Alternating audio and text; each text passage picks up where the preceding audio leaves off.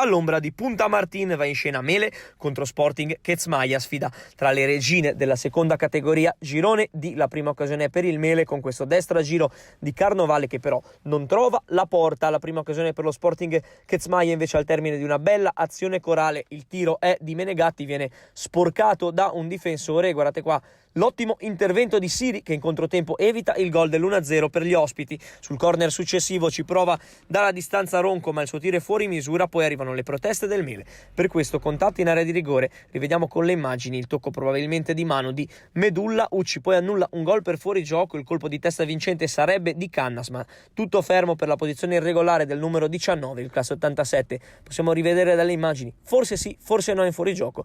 Il difensore si alza con molta sicurezza.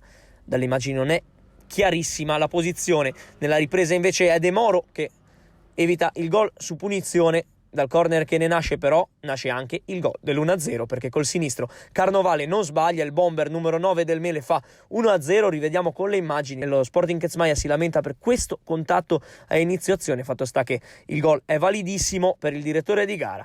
Il Mele si porta in vantaggio, potrebbe anche raddoppiare con lo stesso Carnovale che salta il difensore, salta anche il portiere ma poi gli calcia in pieno petto. Grande l'intervento di De Moro che copre benissimo lo specchio e il gol porta anche la sua firma, perché dopo questa parata arriva questo bolide di Zarro che da 30 metri sorprende, e non sarebbe possibile il contrario a Siri, perché questa è veramente una bomba. 1-1. La gioia dello Sporting Kezmaia però dura appena 15 minuti, perché poi c'è questo contatto in area di rigore giudicato giustamente falloso da Ucci da Genova. Dal dischetto si presenta Sangineto appena entrato che fa 2-1. Esplode la festa del Mele, da lì si giocherà pochissimo perché mancava un minuto di recupero e arriva il triplice fischio di Ucci. Festeggia il Mele che si porta in seconda posizione a quota 30 punti.